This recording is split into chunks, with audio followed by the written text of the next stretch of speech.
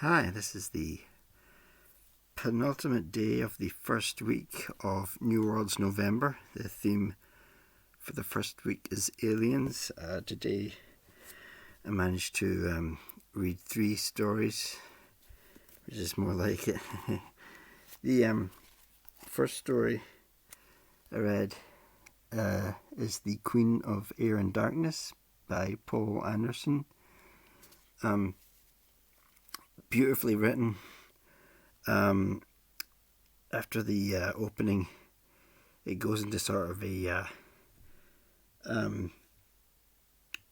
Raymond Macy or Raymond Chandler or a film noir in space. It has a private investigator, a child has been abducted by sort of elfin people, which sounds like fantasy, but it's set off world, so to me that would be science fiction. And I said beautifully written. I'll read the opening because to me it's quite Shakespeare-esque, I think. The last glow of the last sunset would linger almost until midwinter, but there would be no more day, and the northlands rejoiced. Blossoms opened, flamboyance on fire-thorned trees, steel flowers rising blue from the brock, and rain-plant that cloaked all hills. Shy whiteness of kiss-me-never down in the dales. Flatillaries darted among them, on iridescent wings. A crownbuck shook his horns and bungled through warmth and flower odours. Between horizons the sky deepened from purple to sable.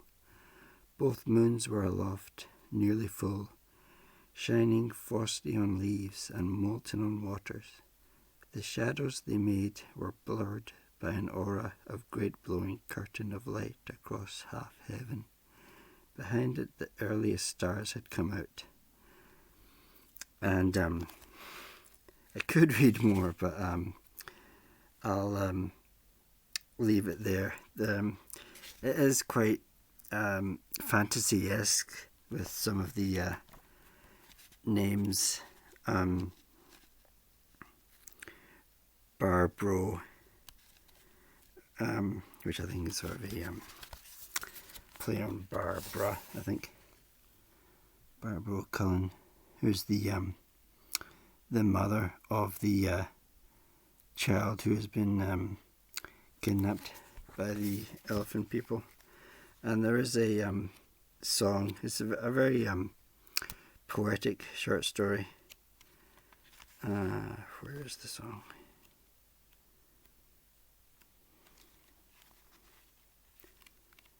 It's quite a long, lengthy song about the Queen of Air and Darkness. I'm not really much of a fan of songs. I'm not really a musical person. I can't read music, so you never really know how it's supposed to be sung, and reading it, I don't fully, appreciate the sort of musical, the musical rhythm to it, really. Some songs are better than others, but it's something that I, as a reader, can't always really get into.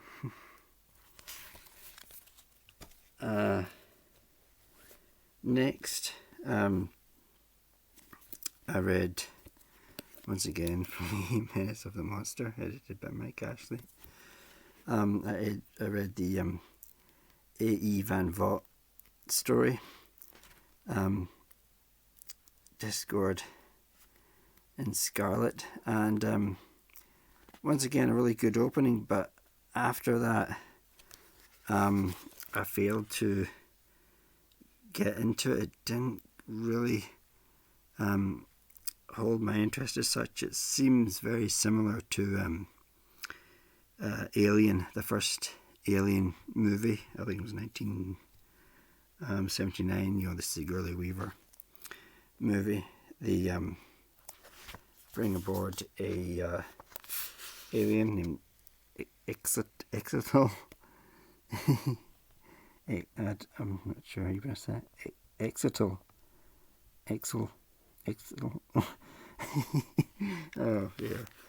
Although I love X and Z and Y and those as a science fiction reader. They're my favourite letters. Again, a really nice opening. Exetel sprawled, moveless on the bosom of endless night. Time dragged drearily toward infinity, and space was dark, unutterably dark, the horrible pitch blackness of intergalactic immensity. Across the miles and the years, vague patches of light gleamed coldly at him. Whole galaxies of blazing stars shrunk by incredible distance to shining swirls of mist. Life was out there, spawning on the myriad planets that whirled eternally around the myriad suns.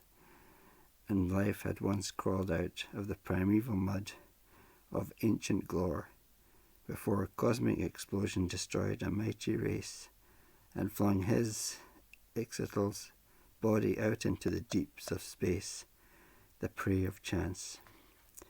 His brain pulsed on and on in the same old cycle of thought, thinking one chance in decillions that his body would ever come near a galactic system, one chance in infinity itself, that he fall on a planet and find a precious gull, and never hope that his race would live again.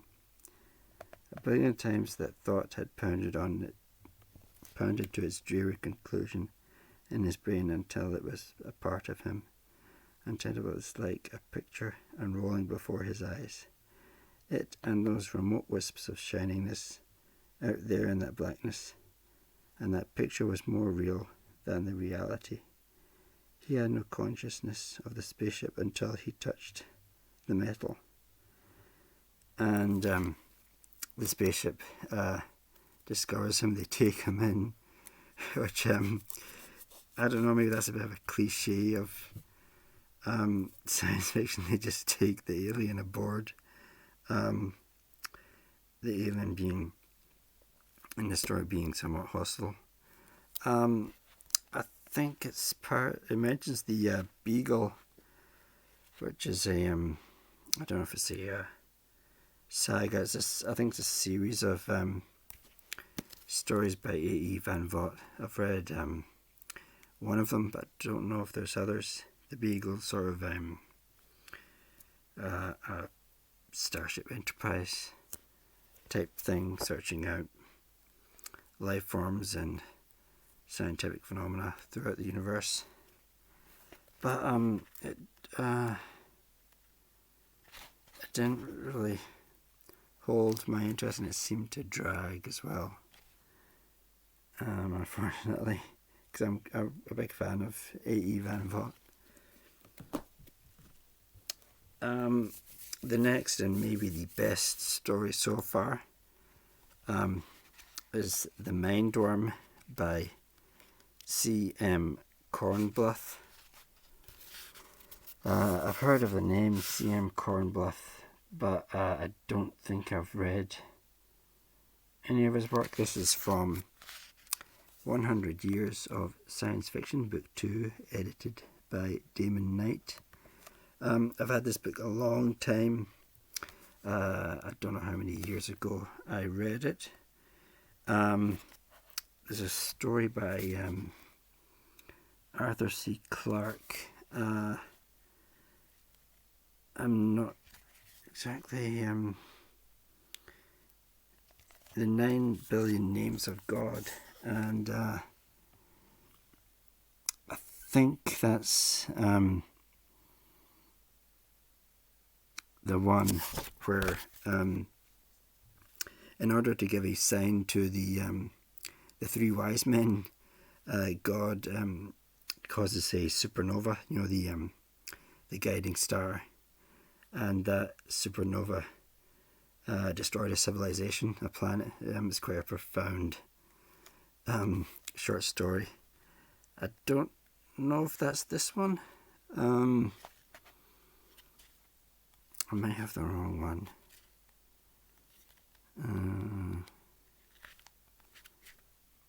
Anyway, the mindworm. I suppose it is an alien, although it's more it's a parasitic alien that latches onto the mind of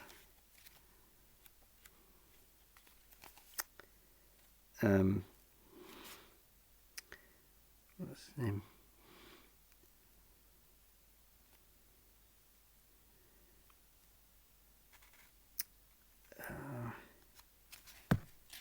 I'm blanking on the name. Oh dear. I don't know if it actually names the young boy. Zulaski.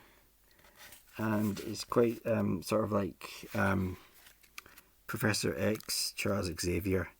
He's a mind reader, very powerful mind, and at first unable to control it, so he really just goes around America and Nebraska and causes quite a few deaths, and somewhat unable to control it. He's drawn to sort of negative emotions and very limited intelligence, and he feeds off of that until he kills people. And at the last, he's sort of found out and stopped by what is potentially another alien, or sort of some sort of Van Helsing type person. I wouldn't say exactly well written, but it's easy to read. I like the flow of it. And so far, The Mindworm by C.M. Cornbluff is my favourite story so far. But we'll see, there's other stories I'll hope to get through a lot more tomorrow. Thanks for watching. Bye.